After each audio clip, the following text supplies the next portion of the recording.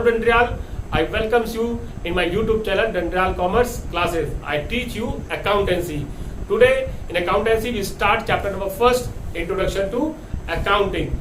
Before starting the chapter, the word accounting means, suppose कीजिए बच्चों कि हम एक बिजनेस एंटरप्राइज रन कर रहे हैं, बिजनेस एंटरप्राइज चलाते हैं या कोई हमारा बिजनेस है, तो उस बिजनेस के अंदर हम बहुत सारी ट्रांजेक्शन भी करते हैं और उन ट्रांजेक्शन करने के बाद हम एक एंड पीरियड में, अकाउंटिंग पीरियड के बाद, एक समय सीमा के बाद या एक साल भर होने के बाद हमें अपने बिजनेस का profit and loss find out करना पड़ता है कि हमारे बिजनेस को प्रॉफिट हुआ है या लॉस हुआ है। तो उस प्रॉफिट एंड लॉस को फाइंड आउट करने के लिए हमें अकाउंटिंग करनी पड़ती है।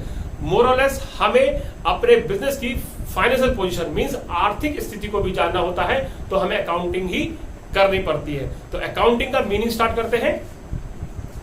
Accounting is an art of recording, classifying, measuring, summarising in a significant manner and in terms of money.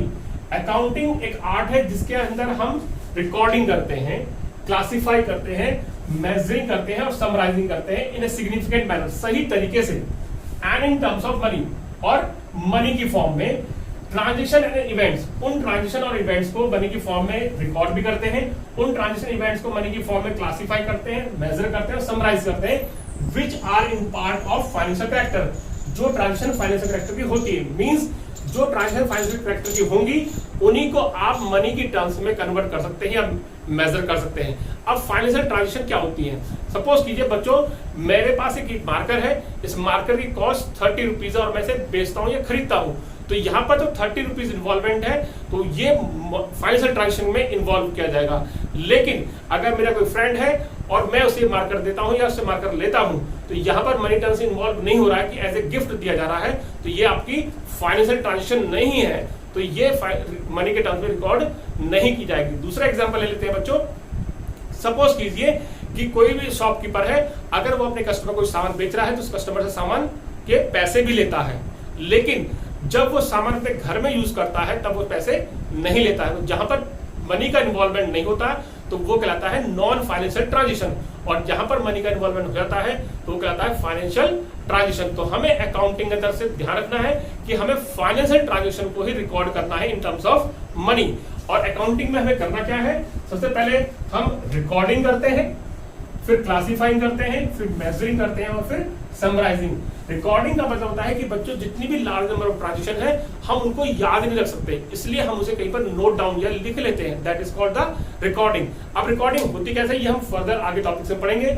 After that classifying, जितनी भी नंबर ऑफ ट्रांजेक्शन है जिनको हम रिकॉर्ड कर चुके हैं उनको डिफरेंट हेड्स में डिवाइड करते हैं, that is called classifying. Next term is measuring, जो भी ट्रांजेक्शन है उसको हम मेजर करते हैं इन टर्म्स ऑफ मनी, ताकि हमें उस ट्रांजेक्शन की वैल्यू पता लग जाए। और इसमें लास्ट वर्ड लिखा था समराइजिंग। समराइजिंग वर्ड आया है समरी से। जो जब भी हम इंग्लिश में हमने देखा होगा कि हम कोई स्टोरी पढ़ते हैं तो लास्ट में उस स्टोरी की समरी लिखी होती है, मींस स्टोरी, पूरी स्टोरी में कहा क्या क्या था। तो ऐसे ही जब हम पूरी अकाउंटिंग करते हैं पूरे ईयर की, तो हमें एक समरी बनानी पड़ती है कि हमने पूरे साल भर की अकाउंटिंग में एट द एंड हमें क्या मिला, तो दैट इज कॉल्ड समराइजिंग। और अकाउंटिंग जब करते हैं तो बिजनेस की अकाउंटिंग करें तो हमें रिजल्ट क्या मिलेगा, या तो प्रॉफिट होगा या लॉस होगा, तो उसी प्रॉफिट एंड लॉस के लिए हम कहते हैं समराइजिंग। और ये सारी चीजें हमें जो करनी है वो किस टर्म्स में करनी है? मनी टर्म्स में करनी है। और वो कहां से आएगा? ट्रांजेक्शन और events which are in part of financial character. Money terms में कौन सी ट्रांजेक्शन होगी? जो फाइनेंशियल कैरेक्टर की होंगी। और लास्ट है यहाँ पर इंटरप्रेटिंग द रिजल्ट, और लास्ट में हमें उस रिजल्ट को, जो समरी में हमने रिजल्ट निकाला था, उसको इंटरप्रेट भी करना है, उसका कंक्लूजन निकालना है कि हमें ये प्रॉफिट क्यों ड्राइव हुआ, हमें प्रॉफिट कम हुआ या ज्यादा हुआ, लॉस क्यों हुआ, इस लॉस को हम कैसे कम करेंगे, that is called the interpretation of result. Now come to the next topic बच्चों, characteristics of accounting. The characteristic of accounting is divided into 7 heads. Number 1, identification of financial transaction. Number 2, measuring of transaction. Number 3, recording of transaction. Number 4, classification of transaction. 5th, summarizing. 6th, analyzing and interpretation. And number 7th is communication. Mostly ये सारे characteristic definition से ही match करते हैं। अगर आपको definition समझ में आई तो आपको कैरेक्टरिस्टिक भी आसानी से समझ में आएंगे। तो स्टार्ट करते हैं। पहला कैरेक्टरिस्टिक्स है identification of financial transaction. Accounting होती क्या है? तो सबसे पहले अकाउंटिंग के अंदर हम बच्चों फाइनेंशियल ट्रांजेक्शन को आइडेंटिफाई करते हैं, मींस पहचानते हैं कि अकाउंटिंग के अंदर लार्ज नंबर ऑफ ट्रांजेक्शन होती हैं, कुछ फाइनेंशियल नेचर की होती है, कुछ नॉन फाइनेंशियल नेचर की होती है। जैसे कि मैंने पहले बताया कि अगर कोई शॉपकीपर है, अगर वो किसी कस्टमर को सामान बेचता है और उससे पैसे ले रहा है तो वो फाइनेंशियल ट्रांजेक्शन के अंदर आएगा। लेकिन वही शॉपकीपर अगर वो सामान अपने घर में ले आके यूज करता है तो घर से पैसे नहीं लेता है तो वो नॉन फाइनेंशियल ट्रांजेक्शन आएगा। तो हमें सिर्फ फाइनेंशियल ट्रांजेक्शन को ही यहाँ पर आइडेंटिफाई करना है। After that measuring of transaction, जब हम फाइनेंशियल ट्रांजेक्शन को आइडेंटिफाई कर लेंगे तो सेकंड हमारा फीचर है कि हम उस ट्रांजेक्शन को मेजर करते हैं इन टर्म्स ऑफ मनी। सपोज कीजिए हमारी दुकान में 10 किलो चावल है, ठीक है, 10 किलो दाल है।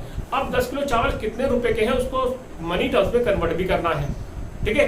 तो अब हमारे पास जो अमाउंट आ गया तो that means we are measuring the transaction. Third one है रिकॉर्डिंग ऑफ ट्रांजेक्शन। जब हम ट्रांजेक्शन को मेजर कर लेते हैं उसके बाद हमें ट्रांजेक्शन को रिकॉर्ड करना पड़ता है। Record in the books of account, कहीं पर हमें उसे लिखना पड़ता है। अब रिकॉर्डिंग करते कैसे ये हम आगे फर्दर पढ़ेंगे। तो नेक्स्ट हमारा फीचर हो गया रिकॉर्डिंग ऑफ ट्रांजेक्शन की हमारे पास जितनी भी फाइनेंशियल ट्रांजेक्शन है उनको हमने रिकॉर्ड भी करना है। फोर्थ आता है आपका क्लासिफिकेशन।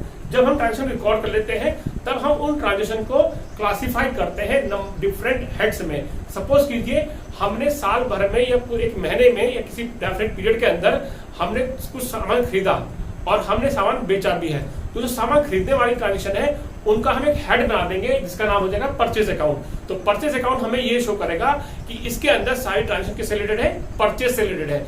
फिर हम सामान बेचते भी हैं तो जो सामान बेचने वाली ट्रांजेक्शन है उसके लिए हम डिफरेंट हेड बना दिए हैं, उसका नाम होता है सेल्स अकाउंट। तो सेल्स अकाउंट के अंदर सारी सेल्स वाली ट्रांजेक्शन होती है, that is called classification of transaction. The fifth one is summarising. जब हम साल भर में या अकाउंटिंग पीरियड के अंदर या डेफिनेट पीरियड के अंदर सारी ट्रांजेक्शन करते हैं तो हमें उसका रिजल्ट भी फाइंड आउट करना पड़ता है कि हमने जो भी ट्रांजेक्शन की है या बिजनेस किया है तो उसका समरी या उसका कंक्लूजन क्या निकला है। उसका कंक्लूजन रिजल्ट होगा प्रॉफिट या लॉस में। तो उसके लिए हमें समराइजिंग में हमें यहाँ पर ध्यान रखना है, ये आगे पढ़ेंगे। समराइजिंग के अंदर हम 3 चीजें बना लेते हैं। एक होता है trial balance, second one is called trading and profit and loss account और third one is balance sheet. ये हमारी समरी शो करती है पूरे बिजनेस की। ट्रायल बैलेंस शो करता है कि हमारे पास जितने भी अकाउंटिंग हेड्स हैं, परचेज अकाउंट है, सेल्स अकाउंट है, वेजेस अकाउंट है, इन सबका टोटल क्या है, अमाउंटिंग टोटल। उसके बाद हमारे लिखा है यहाँ पर trading and profit and loss account. Trading and profit and loss account हमें रिजल्ट शो करता है कि हमें प्रॉफिट हुआ या लॉस हुआ बिजनेस को। और बैलेंस शीट हमारी एसेट्स एंड लायबिलिटीज को बताती है कि हमारे बिजनेस की पोजीशन इस समय क्या है। तो that is called summarising of accounting. Next one आता है एनालाइजिंग एंड इंटरप्रिटेशन। जैसे कि हमने पहले पढ़ा कि हमने समराइजिंग में प्रॉफिट एंड लॉस निकाल लिया है, प्रॉफिट एंड लॉस कंप्यूट कर लिया है, तब हम उस रिजल्ट को क्या करते हैं, एनालाइज करते हैं कि हमारा ये प्रॉफिट ज्यादा है या कम है, अगर कम है तो उसे ज्यादा कैसे करेंगे, अगर लॉस आया है तो लॉस क्यों आया, इस लॉस को कैसे मिनिमाइज करेंगे।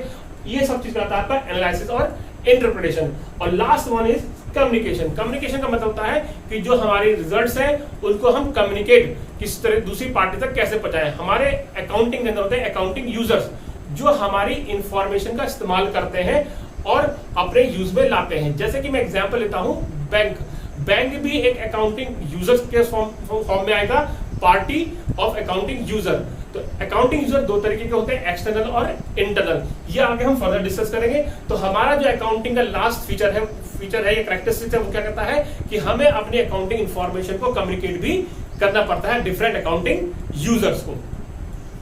Now come to the next topic बच्चों, ऑब्जेक्टिव्स ऑफ अकाउंटिंग। ऑब्जेक्टिव का मतलब होता है बच्चों उद्देश्य। तो अकाउंटिंग करने के जो उद्देश्य होते हैं वही हम इस टॉपिक में पढ़ेंगे। तो पहला ऑब्जेक्टिव हमारा maintain records of business transaction. The first objective is जितनी भी हम बिजनेस ट्रांजेक्शन करते हैं अपने बिजनेस के अंदर उनको हम प्रॉपर मेंटेन कर सके, इसलिए हम अकाउंटिंग भी करते हैं। और प्रॉपर मेंटेन करने के लिए हम उन ट्रांजेक्शन को रिकॉर्ड करते हैं बुक कीपिंग के माध्यम से और जर्नल के माध्यम से। बुक कीपिंग एक प्रोसेस होता है, कंसेप्ट है, जिसके अंदर हम आइडेंटिफिकेशन ऑफ फाइनेंशियल ट्रांजेक्शन करते हैं, recording of financial transaction, classifying and summarising, जो हमने पहले अकाउंटिंग के डेफिनेशन में पढ़ा था। तो एक पर्टिकुलर प्रोसेस को हम जब कंबाइन कर लेते हैं तो वो बन जाता है बुक कीपिंग। और जर्नल एक बुक्स ऑफ अकाउंट है जहां पर हम फर्स्टली फाइनेंशियल ट्रांजेक्शन को रिकॉर्ड करते हैं। सेकंड ऑब्जेक्टिव आता है बच्चों कैलकुलेट प्रॉफिट एंड लॉस। कोई भी बिजनेस एंटरप्राइज है उसका जो ओनर है वो यही जानना चाहेगा कि जितनी मैं बिजनेस कर रहा हूँ या जितनी बिजनेस ट्रांजेक्शन कर रहा हूँ उसका नेट रिजल्ट क्या आ रहा है, और नेट रिजल्ट या तो प्रॉफिट होगा या लॉस होगा। तो उस प्रॉफिट एंड लॉस जानने के लिए हम अकाउंटिंग करते हैं, और अकाउंटिंग के अंदर हम बनाते हैं trading and profit and loss account. जिस trading and profit and loss account से हमें पता चलता है कि हमारे बिजनेस को प्रॉफिट हुआ है या लॉस हुआ है। थर्ड ऑब्जेक्टिव की तरफ आते हैं बच्चों, depth financial position. Financial position का मतलब होता है आर्थिक स्थिति। हमारे बिजनेस की आर्थिक स्थिति क्या है ये हर कोई बिजनेसमैन जानना चाहेगा, और उस फाइनेंशियल पोजीशन को जानने के लिए हम बनाते हैं बैलेंस शीट। बैलेंस शीट एक फॉर्मेट है जिसके अंदर बिजनेस एंटरप्राइज की एसेट्स और लायबिलिटीज को बताया जाता है। एसेट्स होती हैं बिजनेस की संपत्ति और लायबिलिटीज होती है बिजनेस की देनदारी। जब इन दोनों चीजों को हम एक साथ शो करते हैं तो वो स्टेटमेंट कहलाता है आपका बैलेंस शीट, और जो हमें हमारे बिजनेस की फाइनेंशियल पोजीशन को शो करता है। The last one is accounting information to users. हमारे बिजनेस ट्रांजेक्शन के या हमारे अकाउंटिंग के कुछ यूजर्स भी होते हैं जो हमारी अकाउंटिंग इंफॉर्मेशन का इस्तेमाल करते हैं, तो वही लोग कहलाते हैं अकाउंटिंग यूजर्स। पहले तो हमारा मैनेजमेंट खुद ही एक अकाउंटिंग यूजर्स कहलाता है। उसके बाद कुछ होते हैं एक्सटर्नल यूजर्स जैसे कि banker, creditor, financial assistant, financial institutions और सप्लायर। ये सारे हमारे बिजनेस के बाहर होते हैं, इसलिए इनको हम क्या कहलाते हैं, एक्सटर्नल यूजर कहलाते हैं। इनको भी हमारे अकाउंटिंग इंफॉर्मेशन की जरूरत पड़ती है या ये हमारे अकाउंटिंग इंफॉर्मेशन का इस्तेमाल करते हैं। तो इनको जब हम अकाउंटिंग इंफॉर्मेशन देखते हैं तो हम बनाते हैं अपनी फाइनेंशियल रिपोर्ट्स। फाइनेंशियल रिपोर्ट्स के माध्यम से ही हम अपने बिजनेस की जितनी भी अकाउंटिंग इंफॉर्मेशन है जो जरूरी है, रिलेवेंट है, वही इनको सप्लाई करते हैं। एग्जांपल लेते हैं, सपोज करो हमारी एक कंपनी है और हमारी कंपनी के कुछ शेयर होल्डर्स हैं जो जानना चाहते हैं कि कंपनी हमें इस साल कितना डिविडेंड देगी। तो उस डिविडेंड को जानने के लिए वो हमारी एनुअल रिपोर्ट्स पढ़ते हैं, और वो एनुअल रिपोर्ट्स हम पब्लिश करते हैं ड्यूरिंग द फाइनेंशियल रिपोर्ट्स या at the end of accounting year.